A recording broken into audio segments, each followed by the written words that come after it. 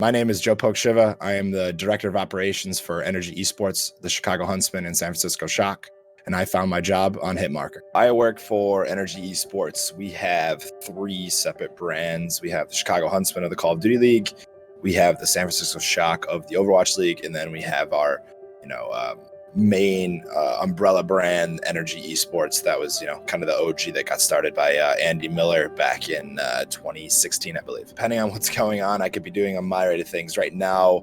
I'm really focusing on our data analytics and helping out our partnership team come out with different data sets that can help us with our partners, kind of to show our value.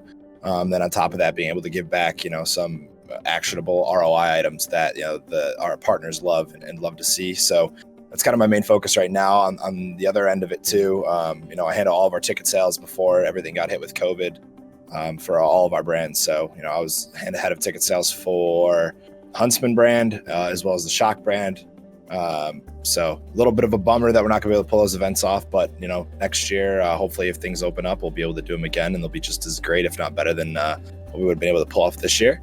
And then I run all the operations on the Huntsman side, and then run a little bit of the ops on the Shock and Energy brand as well. I handle some of the financials. I do a lot on partners. I do ops. My boss will call me the chief storyteller at times. So, overall, like I said, I'm kind of all over the place. I fill in where it's necessary, while still holding majority of my responsibilities on the Huntsman side, data side. And then eventually ticket sales. I've been around esports since I was 16. So I'm 28 now.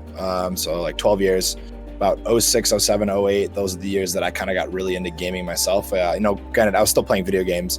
I had one of those PS1s that was, I don't even know what you call it back then, but it was jailbroken. So I had like 150, 200 games. Hopefully that doesn't get me in trouble anymore. My dad did it when I was a kid. So, that's what the love started, the original Medal of Honor, the original Medal of Honor Underground. Those are the big games, Siphon Filter, Gran Turismo. That's kind of where the real love for gaming kind of started. And then, in like 06 or something, or even before then, Call of Duty had come out. And this was back when dial-up internet was a thing. So I could never play it online, but I loved the game. And the original Call of Duty, which a lot of people forget and never really understand, was a PC-only game. There was no console version. Right, the console version didn't come over till COD 2, and that was more of a port than anything else. So that's the first game I really decided, all right, I'm gonna start playing this a little bit more competitively. And I was still young, like 13, 14 years old, right? So that kind of got me into the swing of what competitive gaming was like once DSL came out and there was no more dial-up internet. And through that, it branched off into Call of Duty 4, which had a really big competitive Call of Duty Pro mod scene, again on PC.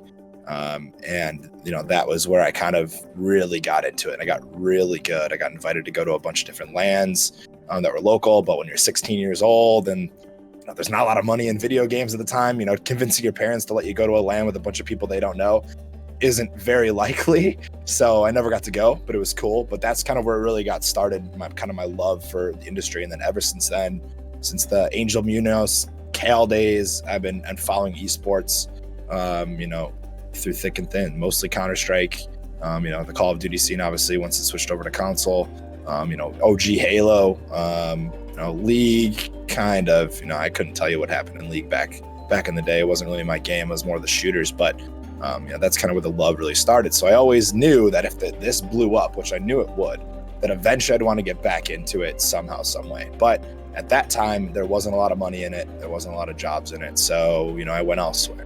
So before this, I worked in marketing, but in the financial sector. So, for the 3 or 4 years, I worked for options trading companies, structured notes, technology companies.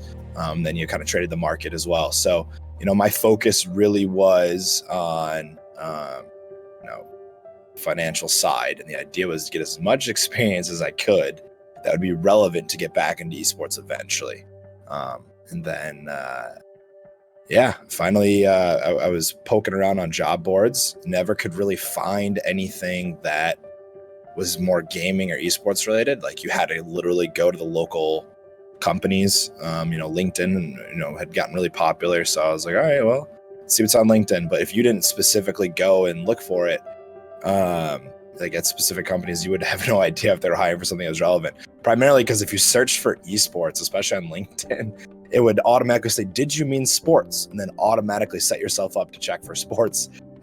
Which, if anybody who here has ever searched for sports marketing jobs, the first like 20 that you see will be bullshit sales jobs where you get paid literally nothing, and they just say, "Oh, this is how you become a manager in the sports world," when it's just a bunch of crap and it's literally just straight garbage. So that's where I kind of was able to find the Hitmarker site, and then like, oh, all right, these guys actually go through, find the esports related jobs, find the gaming related jobs, and that'll work. I saw one prop up with the SF Shock, which was the original thing here, and I was like, all right, well, I'll throw a little flyer at it, made a new resume, different cover letter, tossed it up there, got a couple interviews with Andy and Dave on this end, and been there ever since. Been a little over 2.5 years. It'll be 3 years next year, and no regrets. There's a lot of misinformation in the esports world. I will tell you this, that anybody who's looking to hire someone in esports, more than likely, in my opinion,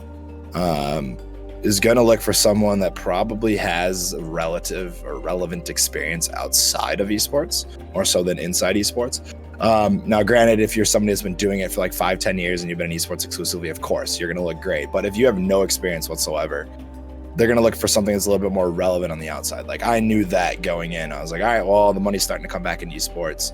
I have a ton of experience now. It's not directly with esports, but I've been following the scene for 10 years. I can rattle off what happened, in Counter-Strike in 2013 if they asked me.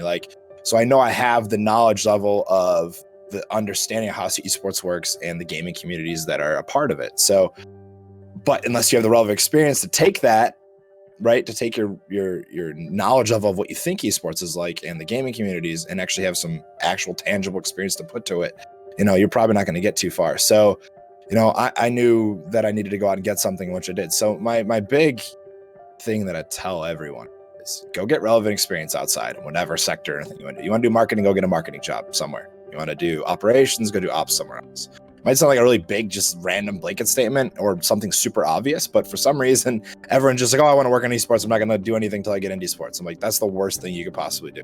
Go get some relevant experience and then try to get your way back in. You'll be, the lucky few that get in with no work experience, kudos to them. Good for them. Like, they figured it out or some way, somehow, and they got in. Awesome. That's great for them. But most people, that's not going to be the case. It's just the way it works. There's a specific exclusions to the rules, like if you're in a graphic designer or something like that, where esports has its own look and feel, so you might be able to pop right in just based off of your portfolio and things like that. But for the actual jobs, more than likely you're going to need some outside experience. The other recommendation I've always told everybody is go volunteer and do something, even if it's for free. I know that there was a big stigma against that the last 3 months ago, before the entire world just decided to say, nah, we ain't doing this right now. There was a bunch of people talking about, oh, why would you take an unpaid internship? Oh, why would you do this? To be honest with you, that's what I did. I worked for Elevate back in 2014 for scuff gaming controllers and free G Fuel tubs. That's what I got paid. I did it for a year. I gave up my weekends for an entire year to cover on social media matches and games and things like that while working a full-time job elsewhere, right? So I come home at night after I'm done with the gym, after I went to work, and I'm volunteering with Elevate to do stuff. And I got a ton of LA experience. Even got to go out to Boston for PAX and, watched Halo, met a lot of cool people there, started networking. That's another really key thing that I would do. Nowadays, you could probably find somebody who's going to pay you to do intern work, which is awesome. Back then, there was no cash. No one was paying you. It's 2013, 2014, still early days.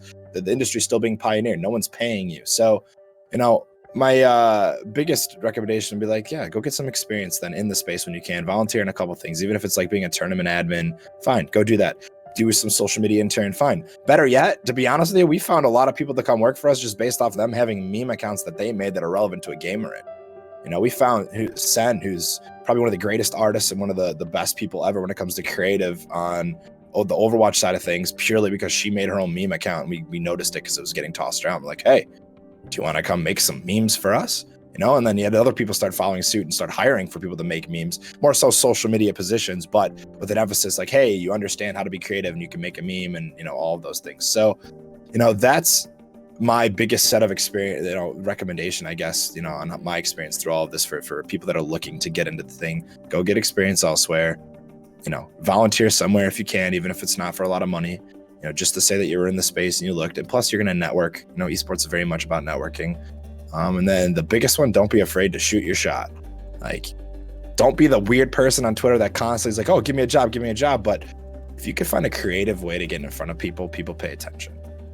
If you were to send something to me or Andy or Brad or someone like that on our team that was super creative and we happen to notice it, we're going to remember who you are, and then eventually down the road, be like, oh, okay, like I have an entire list of people that have sent me stuff that I'm like, damn, this is good. Maybe eventually they're going to come work for me or work for somebody else on our team because they're awesome. Like, what they sent was incredible. And then I'll respond back like, yo, right now we're not looking, but I'm going to keep your name. And I actually know who you are. And trust me, I'll remember who you are for the future. But in the meantime, here's a couple people that I might know that might be hiring, and so on and so forth. So shoot your shot. Doesn't hurt. What is somebody going to do? Say no? I remember I used to freaking DM people on Twitter before I realized you shouldn't do that for different things. Oh, I could do this, I could do that. And, sometimes I got responses, sometimes I didn't. Most people I get my DMs blow up every day with stuff like that. So, figure out a way to shoot your shot creatively, and, it'll probably go along. With all the experience I've gained here working under some of the brilliant minds of Brett Lautenbach, Andy Miller, and now, Hector Rodriguez, I think eventually I would like to be in a position that is similar to them, right? Working at some type of esports organization, or maybe on the actual gaming side where, I'm kind of in their, role of power or something like that. So it's a pretty large aspiration for sure. I mean, to me, if you're not shooting for the stars and trying to run your own company one day, then what's the purpose? I'm not a person that wants to stay stagnant in one little thing. I'd much rather you branch out and do something big, or, maybe the opportunity still lies here with NRG. I'm super happy with NRG and Huntsmen and Shock, and moved my way up into a pretty good position here. And, maybe that'll keep growing. You just don't know. The future is always changing for a lot of different people. So, I think at the end of the day, my goal would be, like everybody else, be the boss, be the person in charge, be the person, running the controls, the person that's handling all, the decisions on the highest, level when it comes to the macroeconomics of these COD models or these Overwatch League models, or, if like, okay, we want to take our brand, we want to be more influencer based, or we want to be more just gaming centric, or, things like that. That has to be the ultimate career aspiration, I think, for most people, if they're dreaming big enough. And trust me, I dream big all the time. That is for sure.